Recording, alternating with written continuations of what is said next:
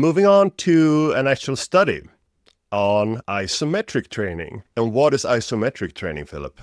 It's training that sucks the will to live out of you. Training where you don't see that you train. Exactly. You just push at a fixed object, like implement or weight. But I mean, it's when we were kids, we tried to hold like a couple of chairs to the side with straight arms for as long as we could. Isn't that a form of isometric training? Yeah, absolutely, absolutely. Which it's really hard. Yeah, it's when you create force with your muscles, but there's no movement. There's no range of motion. Doesn't change angle. Yeah. Precisely. You're at the fixed angle the whole time. And when you and I got into training, like isometrics was like out of the question in terms of effectiveness. That you didn't build any muscle from it. May be good for strength gains in precisely that angle, but now we're like with this recent venture into training at long muscle lengths, which seems to be effective, that has kind of re-sparked the interest for isometric training done at long muscle lengths. And that is the aim or the topic of the study that I thought we'd take a quick peek at. So this study, apparently the first one using trained participants and comparing leg extensions, the one where you sit down and you extend your knees to train your quads.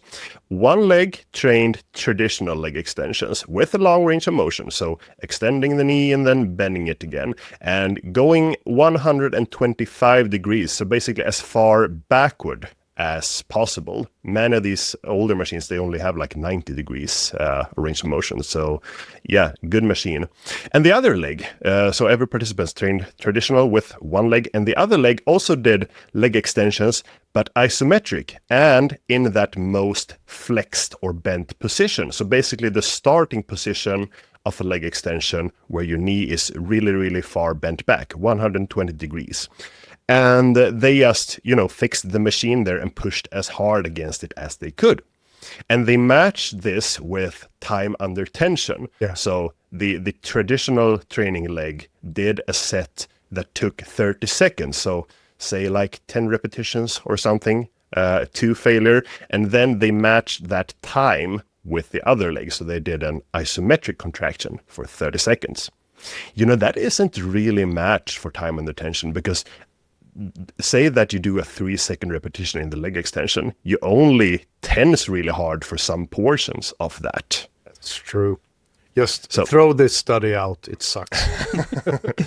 And they did this for only 6 weeks. They did 3 sets per leg for the first 2 weeks, then 4 sets per leg for the next 2 weeks, and 5 sets per leg for the final 2 weeks. And they alternated which leg started the workout.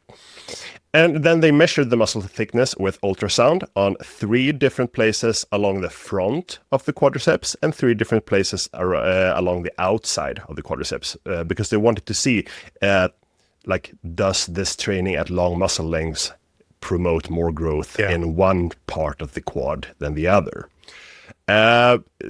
So to the results, they didn't really see that difference in different places of the quad in this study, but when we just sum together the numbers, we actually do see, well, for one thing, that all of these resistance-trained subjects, they have a really hard time growing their quadriceps. The muscle growth was minimal in both legs, even the one doing traditional training, but it was actually a tad bit better in the isometric group.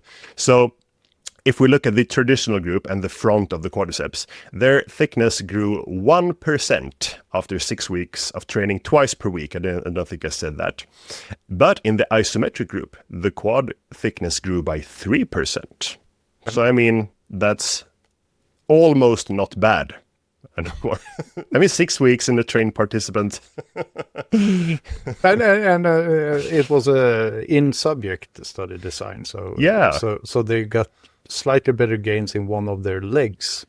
Yeah, which is cool. And this was equally distributed throughout the quadriceps. And then when we look at the side quads, both groups grew by around 1% at all the 3 different measurement sites along the outside. 0.3% more for the isometric group, but around 1% for both of them. So, a quick discussion on this topic. For one, is that this is the problem with resistance-trained subjects. Nothing happens anymore. It's a general issue I have with the strength training studies that I mean, 6 weeks feels like a long time, but it's really not in the grand scheme of things. And if we're taking especially resistant trained subjects, we would like to see what happens over a year, what happens over 2 years. If the differences are really small, they might end up being really big over an extended period of time, but not just 6, 8, or 12 weeks. No. But yeah, this is cool. We're starting to see studies like the one we talked about last week, where we have this way of training that most people think really sucks because it's really hard and exhausting, but it seems to be effective.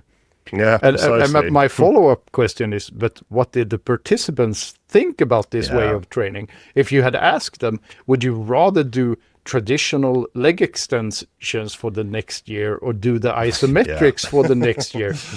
What do you think you would enjoy more? Precisely. Because they asked them to estimate their the rating of perceived exertion, and it was at 10, meaning max, for the isometric training, and at 8 for the traditional training. So they probably trained harder. Trained harder, they suffered more, and we know that one of the biggest keys to having any form of success, no matter your goal in the gym, is consistency and sticking to your plan. And my guess would be that resting, for instance, like only 20 seconds between sets until the volume is matched, like in last episode, compared to resting for 2 or 3 or 4 minutes. Over a year, over 5 years, I think we would see a lot more people just stop going to the gym because it's not worth it. Every session is hell. We can do it That's what you got to do if you want to gain. But it's not. Sadly enough. No. Because we know that the traditional strength training, where you get more rest and where you don't have to always feel like you're torturing yourself, also leads to good results. But you get gooder results if you torture yourself. But yeah, we said that before, but like within a training year, you might have like periods where you push yourself really hard, and then you gotta relax for a bit and just keep the routine going, and then maybe you've built up an itch to push yourself hard again. And sure, some people can push themselves more than others, and they are the ones we see on TV. Exactly. This used to be my mantra about talking about how you have focus periods during your training year. Now I'm in the lazy period for extended periods of time. I think I'm going on 3 years now. Yeah. But the good thing is when you can find a tough or effective, it doesn't have to be tough, but it's often the same thing, tough and effective, effective training method that you enjoy so that it happens without feeling like torture or a chore. But yeah, I thought this was cool. And I didn't bring this study up because I want everyone to start doing isometrics, but more like to not count them out. Yeah. And because it's interesting, we understand a bit more about muscles, or we now know that maybe we didn't understand as much. And also because sometimes this can be of use. I've mentioned before, huge and strong powerlifter Mike Teixeira, when he traveled or moved, I think, and was without a huge, is pretty huge. We've seen him in Dublin. I mean, when he traveled for a couple of months, he just brought bands that he could like set up so that he could push against them isometrically.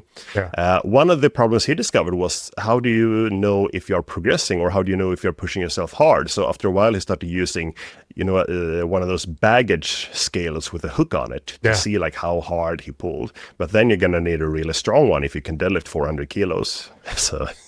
Isometrics but that's an issue. Might also be good if you're rehabbing something where you can't do the full range of motion. But something hurts, but not all of the motion. And I mean, if you want to like test it out for powerlifting, you can like set up a bench so that you can push against something in the bottom position or similar if you want to be a little bit creative. Yeah. So yeah, pretty cool, pretty cool.